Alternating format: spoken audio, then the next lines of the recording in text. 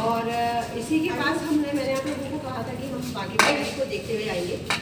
उसके पहले एक बिल्डिंग खड़ी थी महालक्ष्मी के पीछे, वो लाल बैंक के नाम से फेमस है। मैं कुछ लोग जो मेरे साथ चल रहे थे उनको मैंने उसके पहले जहाँ पर बैंक शुरू हुआ था वो जगह बता दी, तो जिन लोग मेरे साथ नहीं चल रहे थे उनका नुकसान हो गया सॉरी। पर एक्चुअली जहाँ हम आ रहे थे और जहाँ पे वो फूड वगैरह वाले खड़े थे वहाँ एक बहुत पुरानी सी डिलेपिडेटेड सी बिल्डिंग जो है इंदौर टाइम पहले वहाँ शुरू हुआ था। फिर जो ये वाली जगह थी ये जब राजा ने दी बैंक बनाने के लिए तो यहाँ शुरू हुआ। यहाँ शुरू होने के बाद फिर ये फाइनली इसका हेडक्वार्टर उधर शिफ्ट हो गया वाइन रोड पे, और अब तो ये SBI में मर्ज हो गया। जो ये वाला बैंक है इसका भी मतलब स्टार्टिंग होने का कारण फिर से ओपीएम। तो ओपीएम एंड कॉटन जो है वो एक्चुअली कैसे से ड्राइविंग फोर्स थी इस एरिया को के कॉमर्स की। और जब उन लोगों को पहले तो बार्टर सिस्टम में जब चाइना जाती थी ओपीएम तो वहाँ से चांदी आती थी। जब पैसे में ट्रेड होने लगा तो ये नीड हिंदी वाले सिस्टम का काम नहीं चलेगा, हमें प्रॉपर बैंक बनवाना पड़ेगा। तो वो वाली बैंक थी वो उसलिए बनी, और उसके जो बोर्ड ऑफ डायरेक्टर्स थे उसमें एक पर्सन जो हेड थे चेयरमैन थे वो थे हुकुमचंद सेठ। और हुकुमचंद सेठ के लिए फिर से मुझे अलग से वॉक है जय नहीं मिलने वाली क्योंकि वो खुद ऐसे कैरेक्टर थे जिनके लिए हमें बहुत समय चाहिए। पर एक समय ऐसा था जब वो पूरे वर्ल्ड में कॉटन का और ओपीएम का कॉस्ट जो होता था, प्राइस जो होता था वो डिसाइड करते थे। और ऐसा माना जाता है कि जब उनकी डेथ हुई थी न्यूयॉर्क स्टॉक एक्सचेंज जो था वो एक दिन के लिए उनके ऑर्डर में बंद किया गया। ऐसा माना जाता है कि उन्हें बहुत ये एक्यूमेंट था, बिजनेस एक्यूमेंट, और वो पहले से मतलब पता चला था कि किस चीज़ की नीड की होगी और उस हिसाब से अपनी जो बिजनेस था उसको उस तरह से मोड़ के और उस हर चीज़ से पैसा कमाते थे। एक समय पर वो पैरेलल अथॉरिटी होल्डर्स को भी उन्होंने कई बार पैसा देके जैसे कहते हैं ना कि वो निकाला है बोझ में से, कर्ज के बोझ में से पैसा। जो ये है इंदौर में शिव जी की धारा क्यों बह रही थी मैंने आपको बता ही दिया है कि होल्डर जो है बेसिकली शिव भक्त थे। अभी जहाँ हम नेक्स्ट जगह जाएंगे मल्हारी माता वो उनके कुल देवता है, वो भी एक तरह से शिव का ही रूप है। पर ये जो दो मंदिर है बाकी बिहारी मंदिर और ये वाला मंदिर, तो इंदौर में लेडीज़ ने भी बहुत अपने छाप छोड़ी है। उसमें ये जो दो मंदिर हैं वो उन्हीं लेडीज़ के थे। मल्हारा होलकर की एक वाइफ थी जिनका नाम था हरकुबाई, और वो जैसे आजकल ये इस्कॉन वाला चलता है तो इस्कॉन भी श्री कृष्ण जी की भक्त है लेकिन एक उनको पर्टिकुलर वे है चीज़ों को करने का।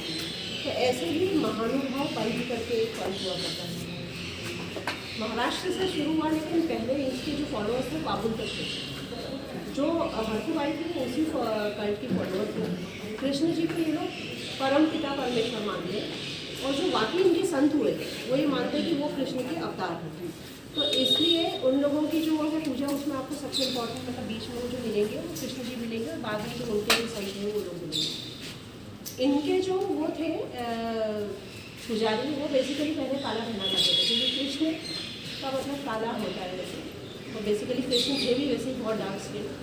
और जब वो यहाँ आए हरकुबाई के कारण मल्हारा होलकर ने वो मंदिर बनवाया बाकी बिहारी, तो लोगों को क्योंकि हमने एक्चुअली यहाँ के लोगों ने काले कलर को तांत्रिकों से जोड़ रखा था, तो उनको लगा कि पता नहीं कौन सा एक अलग चीज़ हो गई और थोड़ा तांत्रिक वाली चीज़ हो गई। तो फिर यहाँ के जो पुजारी थे उन्होंने पिंक कलर पहनना शुरू कर दिया, और अधिकतर उनकी लेडीज़ होती हैं पुजारी। तो आप अगर जब जाएंगे तो आपको लेडीज़ होती पूरी पिंक कलर की ड्रेस में जो पुजारी थे मिलेंगे।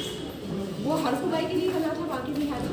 जो कृष्णाबाई थी ये भी कृष्ण जी की भक्ति थी, और एक्चुअली इनका नाम केसर था, इन्होंने अपना नाम कृष्ण जी के पीछे कृष्णा रखा था और उन्होंने फिर ये मंदिर बनवाया था। तो जो कृष्ण जी की भक्ति की धारा जो यहाँ आई वो मतलब वो रानियों के कारण। और ये वाला जो मंदिर है ये जब बन रहा था तो तब तक जो देवी अहिल्या ने अपने काम किए थे जिसके बारे में मैं आगे बताऊँगी, वो पूरे इंडिया में फैल चुके थे। और जहाँ जहाँ वो मंदिर बनवाती थी वहाँ पर यूजुअली धर्मशाला भी बनवाती थी और अन्य क्षेत्र भी बनवाती थी। तो इस मंदिर में मंदिर कॉम्प्लेक्स में ये है कि इसके आसपास जो आपको घर जैसा दिख रहा है या महल जैसा दिख रहा है ये बेसिकली धर्मशाला भी हुआ करती थी और यहाँ पे अन्न क्षेत्र भी था, और इसीलिए यहाँ अन्न के गोदाम भी थे। पास वाली जो बिल्डिंग है ये उस वक्त वहाँ की प्रिंटिंग प्रेस हुआ करती थी होलसेल्स की, और उसके बाद उनकी ट्रेजरी भी होती थी। तो ये जो पूरा कॉम्प्लेक्स था ये एक तरह से देखा जाए तो गवर्नमेंट का काम भी चलता था और यहाँ के साथ साथ धार्मिक कार्य भी चलते थे। जब ये वाला जो मंदिर बनाया गया ये 1830s में बना और इसके इसकी जो डिज़ाइन आप देखेंगे तो जो पिलर है उसके ऊपर जो छत है उसमें कोई बीम या कुछ नहीं डाला है, कॉलम वगैरह जो डलते हैं टिपिकल, इवन लकड़ी के भी नहीं डले, मतलब फिर भी लकड़ी के डले हुए दिख रहे हैं आपको। तो लोगों को बहुत शक हो रहा था कि कहीं ये टूट ना जाए, गिर ना जाए इसकी छत। तो उसको प्रूव करने के लिए कि नहीं छत बहुत ज़्यादा स्ट्रॉन्ग है, जो उस वक्त इसका आर्किटेक्ट था उसने एक रैम्प बनवा के हाथी को इसके ऊपर चढ़वाया। और हाथी से एक्चुअली हाथी से उस वक्त बहुत सारी चीज़ें हुआ करती थी। हाथी से गज, कितने गज नापा जाता था, कितना डूब, कितने हाथी डूब पानी को भी नापा जाता था, और उससे स्ट्रेंथ भी नापा जाता था। तो जब हाथी यहाँ पे नाच लिया, तब उन लोगों को विश्वास हुआ कि हाँ ठीक है छत नहीं गिरेगी, तब आगे काम कंटिन्यू हुआ। इस वाले अगर आप मंदिर में अंदर की तरफ जाएंगे तो आपको बहुत सारे वहाँ पे वो दिखेंगे, जिसको कहते हैं कड़े ना, बुक्स। इसका एक फ़ोटो है जो बहुत रेयर है, वो जो इंदौर की एक बुक में है, बहुत पुराना सा।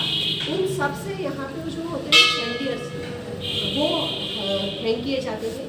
जब लाइट आ गई तो बाद में लाइट आ गई, और अदरवाइज उसके पहले उसमें मोमबत्ती और दिए वगैरह लगाए जाते थे। और यहाँ पे कृष्णाबाई जो थी वो जन्माष्टमी का त्यौहार बहुत बड़े लेवल से बिल्कुल रॉयल वे में मनाया जाता था, ऑलमोस्ट 8 दिन का प्रोग्राम चलता था। और इसलिए इसको ये वाला जो मंदिर था वो उसका सबका केंद्र था। तो इसलिए इस मंदिर की तब से ही जो इम्पोर्टेंस है, तो आज भी अब इंदौरियों के दिमाग में ये घुस गया है कि अगर जन्माष्टमी पे आप गोपाल मंदिर में गए तो मतलब आपकी जो वो है जन्माष्टमी है वो हो गई, मतलब पूरी नहीं हुई। जो ये वाली जगह है, ये इस वाली में अगर आपने देखा होगा तो जैसा राजवाड़ा में ये ऐसे ही यहाँ पे भी लकड़ी का काम ज़्यादा है, क्योंकि हम इंदौर में बहुत ज़्यादा लकी है कि एक तो हमें फर्टाइल सॉइल तो मिली है, पर पास में हमारे एक जंगल है, और वो जंगल भी ऐसे है जिसमें सागौन बहुत ईजीली मिल जाता है।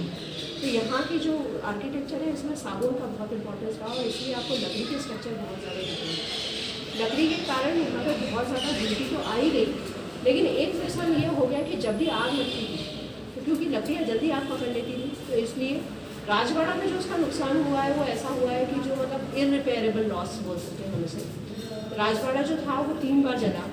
जो राजवाड़ा है जिसको हमने अभी क्रॉस किया, हम उसके पीछे वाले पोर्शन में जाएंगे, आगे वाले पोर्शन में हम नहीं जाएंगे। जो आगे वाले पोर्शन में ऊपर की जो वो है मंजिल है, वो पूरी कम्प्लीटली लकड़ी से बनी है। तो जब भी आग लगती थी तो वो बहुत जल्दी पकड़ती थी, और 3 बार आग लगी। एक बार नहीं लगी हमें, मतलब हमारी मेमोरी में 84 वाली आग होगी, लेकिन उससे पहले भी लगी। तो इसलिए राजवाड़ा जला भी और बार बार रिकन्स्ट्रक्ट हुआ। तो मतलब वो एक ऐसा वो है, एक कह सकते हैं हमें मॉन्यूमेंट इंदौर का, जिसको जैसा फिनिक्स बोलते हैं कि वो बार बार राख से फिर से अपने आप को वो बना लेता है, वैसे अब जो सबसे लेटेस्ट उसका रेनोवेशन हुआ है वो अब हुआ है, और जो स्मार्ट सिटी ने किया और जिसको अभी ही अनवील किया है उसमें पब्लिक के लिए। ये वाली जो लेडी थी यहाँ पे, वो उस वक्त क्योंकि ब्रिटिशर्स आ चुके थे, तो ब्रिटिशर्स का और वेस्टर्न उसका इन्फ्लुएंस भी होने लग गया था मेडिसिन का यहाँ पे। तो यहाँ पे एक अमरी खाना चलाती थी। अमरी खाना की बेसिकली क्लिनिक, और उस वक्त मतलब वैसे तो हमारे इसमें इनोकुलेशन सर्जरी वगैरह सब हमारे इंडिया में होती थी, ये ब्रिटिशर्स ने उसको कर रखा है, रिकॉर्ड कर रखा है। लेकिन इनोकुलेशन जो उनका ब्रिटिशर्स वाला था उसके लिए लोग बहुत तैयार नहीं थे, या लेडीज़ उसके लिए, क्योंकि लोगों को थोड़ा डर लगता था कि पता नहीं नई चीज़ क्या पिलानी चाहिए। तो ये इतनी ज़्यादा जुड़ी हुई थी मतलब अपनी प्रजा से कि घर घर जाके लोगों को इनकरेज करती थी कि आप लोग स्पेशली लेडीज़ को। तो इसीलिए जो अहिल्याबाई के बाद जो सबसे ज़्यादा एक इंदौर की मेमोरी में लेडी है अगर, तो कृष्णाबाई थी। और इनकी ये मतलब जो कृष्णाबाई होलकर की छतरी हमने देखी वो उन्होंने नहीं बनाई, वो उनके डिसेंडेंट्स ने बनाई। वो जो उनने बनाया हुआ जो है उनका जो एरिया, मतलब जो उनकी एक तरह से देखा जाए तो मेमोरी जो है वो ये है और ये है।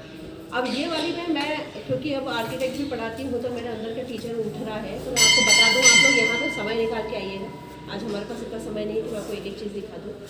लेकिन एक फ्रेस्को पेंटिंग्स होती है जिसके लिए सीकर वाला एरिया, शेखावटी वाला एरिया, लाडनू वाला एरिया बहुत फेमस है।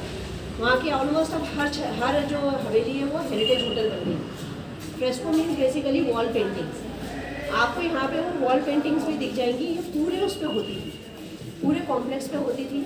लेकिन अब क्योंकि उस तरह के वो नहीं बचे, आर्टिजन्स नहीं बचे, और क्योंकि उसको क्रिएट करने का खर्चा भी बहुत ज़्यादा आ रहा था, और ऑलरेडी लकड़ी वगैरह को रेनोवेट करने में बहुत ज़्यादा खर्चा लगा है, तो उन्होंने सिर्फ एक सैंपल बना के छोड़ दिया है जो पीछे की तरफ, जो जब आप लोग समय निकाल के आएंगे तो आपको दिखेगा। शिखर इसका जो है वो हमें दिखता नहीं है, पर जब हम पीछे से जाएंगे तो दिखेगा। और इसकी ये स्पेशलिटी कि शिखर जो है वो ईंटों से बना हुआ है, तो वो भी एक अपने आप में यूनिकनेस है। अब हम लोग चलते हैं पीछे से मल्हारी मार्केट, मतलब इधर चलेंगे फिर टर्न कर लेंगे, इमीडिएट राइट टर्न करके फिर इमीडिएट राइट, तो हम मल्हारी मार्केट में चलेंगे, जहाँ पे मैंने जो आपको इधर उधर की जो स्टोरी सुनाई वो सारी आपको क्लियर हो जाएगी कि हम किसकी बात कर रहे हैं।